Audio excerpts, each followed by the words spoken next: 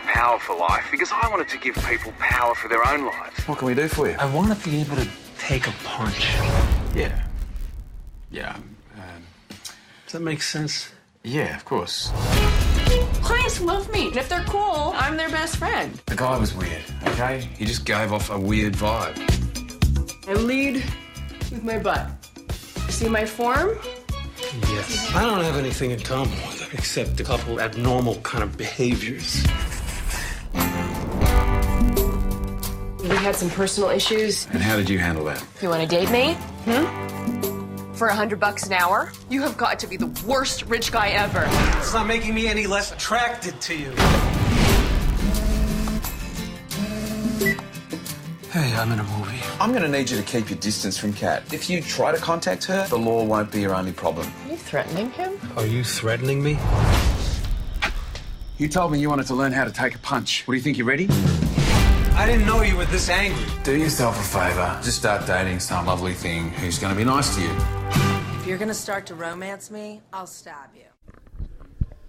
It's cold in here, isn't it? It's a little chilly, but yeah. Especially in contrast to the heat outside, I suppose. You're used to that, right? Overly air-conditioned places. Yeah. Living in Austin. You know, I don't know if I've gotten more accustomed to it, or it used to really bother me because it's in the height of summer, because the problem is you take your clothes off, and then you do, and then you go indoors, and it's like this. Yeah, you can't, like, then you got to think, well, if I wear shorts, for instance, if I go to see a movie like Mr. Kevin Corrigan, please. How are you? Just complaining about air conditioning. First of all, let me apologize for the sharing of the one mic. You can share. I can also share, but No. But anyway, so I appreciate your putting up with that. My technical limitations. Kevin, we once did you once came into a screening in a bar.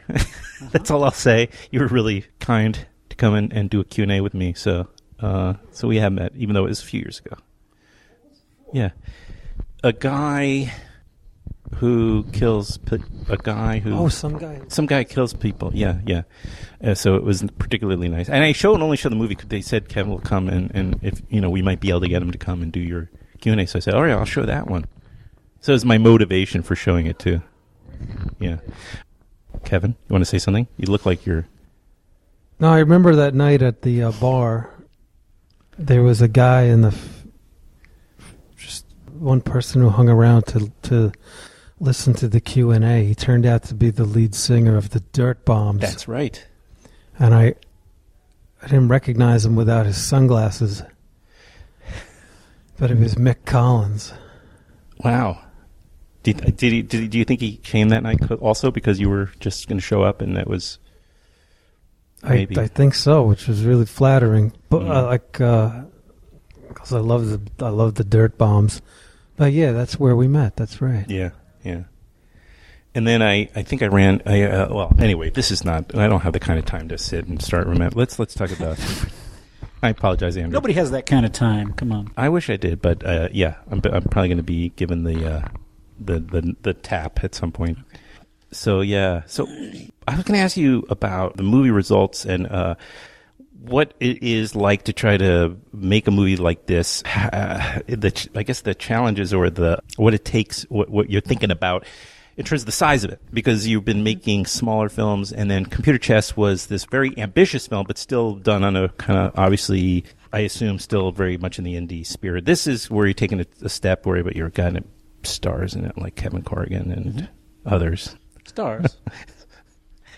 Well, an indie star for sure. If not, yeah. he's a indie son. He's huge. Well, indie super. My listeners love him. So yeah. Anyway. Yeah, it's different. I mean, I think it's different and it's not different. I mean, my job is still pretty much the same. The thing that is different about my job is, and there's been this kind of gradual, although certainly accelerating. Like when I did my first movie, there's something like maybe a 4 or 5 person crew. There's just a few of us, and not even all of those people were every day. On that, the only people who were on that movie every single day of the shoot were me, the producer, the DP, and Kate, who played the lead. And then we would have like somebody doing sound and some kind of PA, and that was it. Mhm. And so that's, classic guerrilla filmmaking. Yep. And I always thought that military metaphor was quite apt. I mean, you really are you are a guerrilla unit where everybody runs in the jungle and gets done what needs to get done, and then you move up. And something like Results is like still by it's still by professional filmmaking standards. Yeah. It's scrappy and like it's still the catering budget of a studio movie, but once you've got like 40 people on set every day, that's that really is, that's like a real army. That's a real military operation where you are in occupying force, whether or not you want to be. And, there is this kind of military hierarchy to it. So my job becomes less about just trying to keep my eyes and my hands on everything and more about this sort of like, I feel like I'm the general sitting behind the desk sending young people off to get killed. That's, which is different. It's a different kind of job and different kind of skill set. But you're also responsible for more people, and they're, I guess, at least in this bubble. Yeah. And then, And then it was weird, like on the first day, there were all these young people like bringing me water and stuff, and I wasn't really used to that. I think by the third day, I was like pointing at them and telling them to fetch me another water. You get used to that one quickly. The snapping. Yeah. Yeah. Dismissing people just with a wave of the hand. Something like that. Yeah. But, but ultimately, like the real meat of it is still just trying to communicate with people and trying to hang out with other creative folks and doing whatever I can do, mostly just getting out of the way and letting them be creative, but trying to foster a nice environment for that. So that part's all the same. And I guess Kevin, what's what is it? I'm sorry. Let me allow you to sip on your demi-tasse. Yeah, I'm gonna get caffeinated here. Appreciate it. What's an ideal set like for you? Like the what would be the kind of director that is the most? And then we'll see if Andrew fits that type. That I mean, because you work with so many great directors.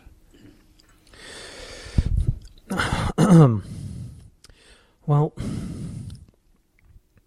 I've tried to direct. And I thought I would be a natural at it, and I'm really not good at it because I talk a lot, way too much to the actors, and I think because I'm an actor that they're going to want to hear everything I have to say to them, but what I have to say to them has ended up in my one or two experiences being like, so listen, guys, I had this dream last night, and I want to tell you about it because I think it's going to inform what you and I would go on and on and on, thinking that it was so interesting and informative and useful to them, and I would not want a director to do that to me. And Andrew didn't. And I want a director who says just enough but doesn't say too much. And he didn't really need to say too much anyway. Most of the questions I had for Andrew were really just to reaffirm or reconfirm what I already knew and what was already apparent in the script that he wrote. Because everything that I wanted to say, just like personally, again, I get into acting because I want to express myself.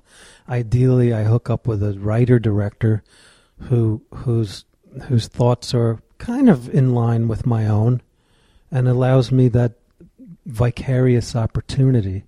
So mostly I would say, this line here, does it mean what I think it means? And, I like someone who's going to say, well, what do you think it means? Well, I think it means this, because that's what it means then. Not someone who's going to be... No. Or yes, and it also means this. And let me tell you what else it means. I've as we've been doing these interviews, I've heard Andrew kind of expound and elaborate. And I love to hear you talk. But you so it's like it gives me even more of an appreciation for, he obviously had like a beautiful sort of sense of restraint on the set. He didn't sort of allow too much time to be taken up with extraneous chatter about the scene. You just got to let the scene happen. So he knows how to allow that stuff to happen. Anyway, that's a good answer, though, to my question. You answered it perfectly.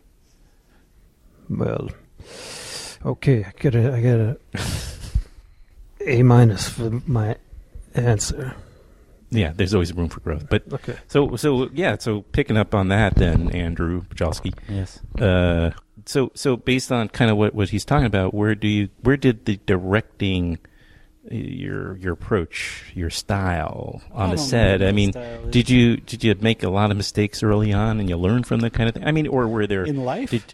I assume that, of course. But I mean, just being a director, I don't know. I was especially curious because this kind of movies you make and the size of the films, and just like where that style developed, and because you kind of want to get a reputation to be the great director to work with, I assume. So you get a lot of great talented people, and they come back maybe a second time and a third time. Yeah, well, all that stuff. I mean, I've never. I think there's some. You hear about, and I don't know. To be a director, especially like on this shoot, working with such journeyman actors. The thing about being a director is you very rarely go onto any other director's set, so you don't really know how other people do it. Whereas these guys have worked with everybody. You've kind of Kevin and Guy Colbie have seen it all, and I've seen so little. I stay in my own little bubble of I stay on my own set. But I think you hear about, like, I guess there's such a thing as the director who rules by fear, and that was never going to be in my. It was never. I would never. I don't. I'm not very good at inspiring fear. I used to be a substitute teacher in Boston, and that's a good tool for a sub to have. But I never had that. Or how is that as far as being a director, being a substitute teacher? Well, it's interesting. I guess it helps you learn about what you can and can't direct. And I guess if anything, that is relevant in terms of going to set and just trying to have some. I think it's very valuable to have some sense of what is and isn't in your control, and then the real kind of Zen thing, the thing that we all aspire to, whether or not we ever get there, is to make the things that are out of your control work for you anyway. Like that's the cosmic art, is when you've got chaos on your side, and that's what I'm really attracted to. That's why I want to be a filmmaker. My wife is a novelist, and I don't know, it just seems awful. She goes into it's very nice. She has a nice little office, and the office itself seems nice, but sitting in there for hours every day, with a kind of total control where there's not a word on the page that she didn't put there. I see the struggle she goes through, and I wouldn't make it.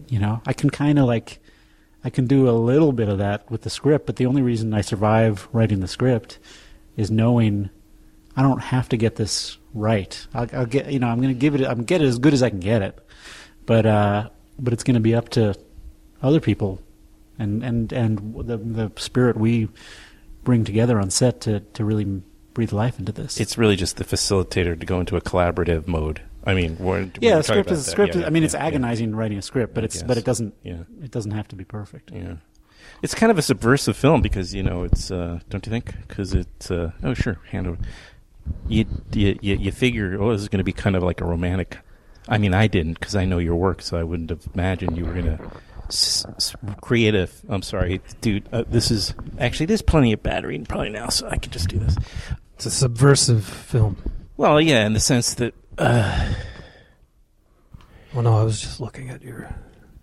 Zoom recorder. You see how the buttons have worn off? Mm-hmm. So you have to just know which button does what. Well, it sort of is, because it's kind of, it could be, this is a movie about people that, I don't know, find some sort of, inspiration or like meaning by working out, getting fit, and, but it's kind of, it's kind of doing more than that, and on some level, it's also doing less. It's not really that interested in that. The results are more like how do you take people that have no idea how to create relationships and like if they find each other or they're not going to find each other, and you kind of what'd you think of that? It wasn't even a question. You read the screenplay, and what did you take from it? I guess is a better way to put it. Well, when I first read it, I thought it was a pretty accurate portrait of real people in a real a world that we all know exists. It seemed like a pretty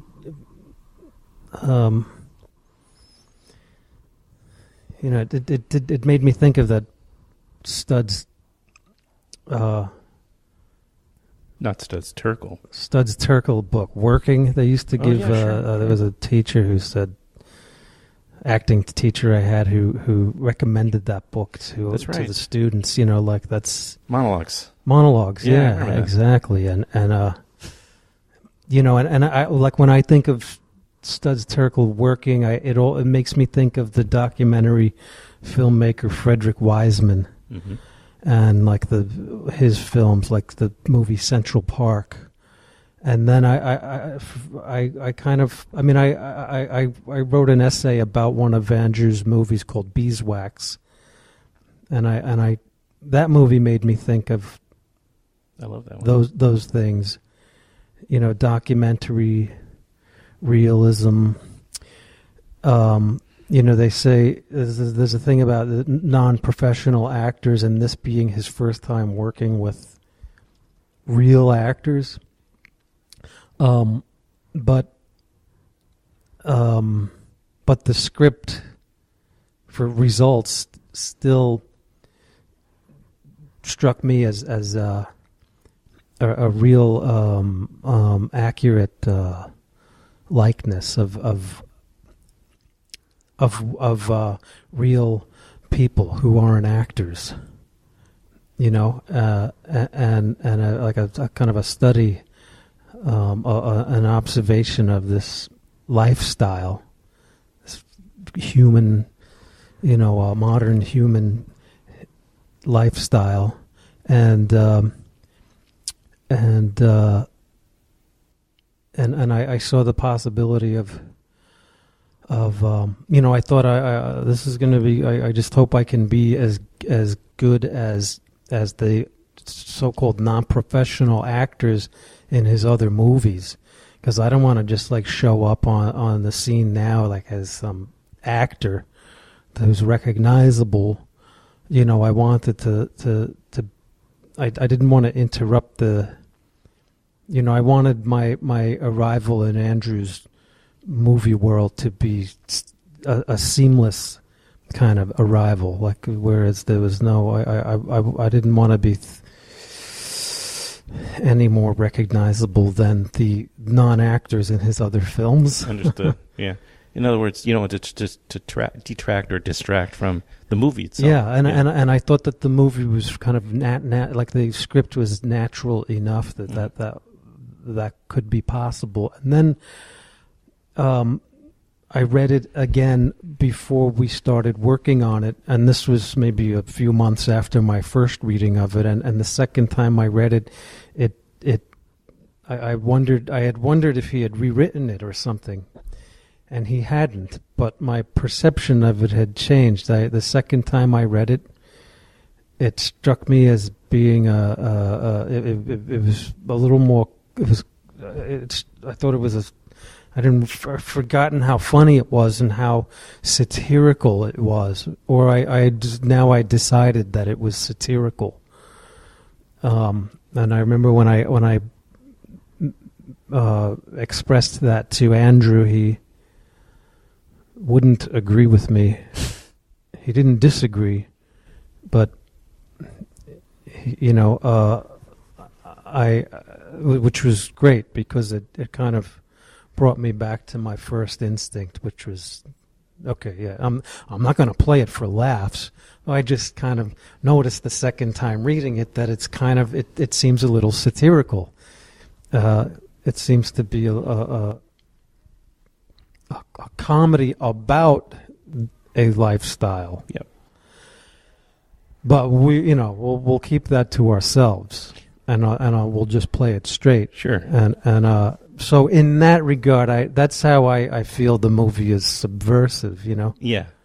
Yeah, and I agree, because then you're not making fun of it. You don't feel like you're making fun of people that are really, trying to create a perfection in their lives, even though it's not possible. Of course, so physical perfection is this thing that will give us some sort of feeling of like things are okay and life's mess. But that's people who spend a lot of their time focusing on that. We make fun of them often in the vision in the films and stories we see. I think. I don't know if that was Andrew, if that had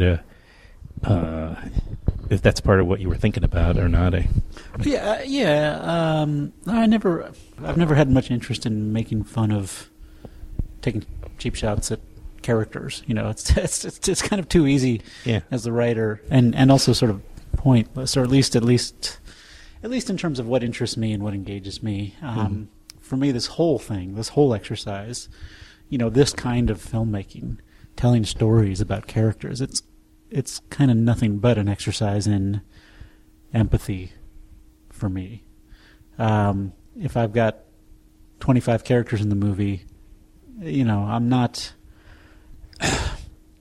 an actor. I don't have to go and inhabit them too deeply, but there's some form of that as the right. You're kind of doing this sort of poor man's method acting when you write, where you got to go in, and if there's 25 characters, you got to do your best to get inside of 25 different heads. And for me, that just always is going to mean, on some level, kind of engaging with them and liking them. And so, in a funny way, I think that is going to be one of the hurdles for this movie to overcome, or that I'm kind of getting some sense of that just in seeing reaction to it so far, is that some people might have a tough time with, like, okay, this is a movie about, it has great looking, beautiful people in it, but it's not about, we're not putting them up on a pedestal and we're not making fun of them. So what are we doing with them? I think, in some ways, a lot of people go to the movies to pass judgment. Like, that's part of what entertainment is to kind of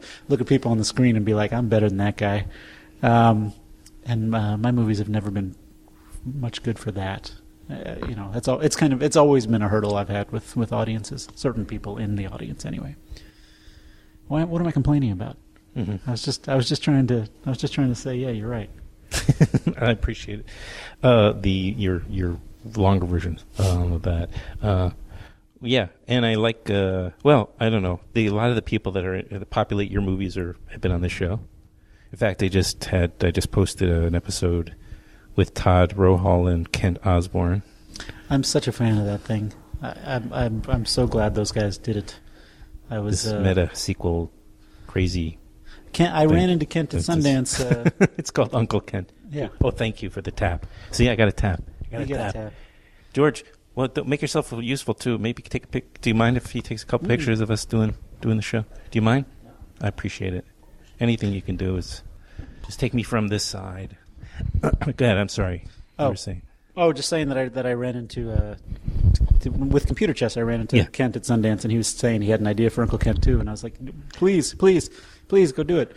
And I encouraged him the best I could. And at one point, and the ideas kept changing, and I kept saying, you got to do it. And I was bugging him a lot about it, and then it seemed to kind of die out. And I thought, well, I guess it's not going to happen. And then and then I get an email from Todd, like a picture of Weird Al Yankovic on their set, and I thought, shit, they did it. Yeah. And it's beyond anything I could have imagined. Yeah, it really does. So thrilled for those guys. And Chris Dubeck has been on, and a lot of people from Austin. So yeah, I love Duber, and I also it's something that there's so many things that kind of get glossed over in this interview process. So one of the one of the things that we grab onto and we talk about is like, this is my first movie with quote unquote pros. But indeed, there were plenty of in computer chess, all the folks in the encounter group. Chris Dubeck, Bill Wise, Bill's one. Yeah. Who else is in that movie? All these great people who are in there. Johnny Mars, Johnny Mars, Heather Annie Kafka, Laganga, Rebecca Beagle. I didn't have Kafka. Okay. Poor Kafka, I left it out. But and Tashawn Scott, of course, who's in this movie as well. Okay. Who was great. Who? Tashawn Scott is. Which one was? He played the guru in computer chess, and he plays the bisexual gigolo in this movie. Okay. So, I had worked with those guys, and it was that was a lot of fun in that movie to mix those guys with the non-pro computer people. But yeah, great actors all, and big fan of all them. Bill Wise has a tiny part in he had a tiny part in computer chess. He's a tiny part in this one. Well, he has a big part. Someday I'll give him a good part.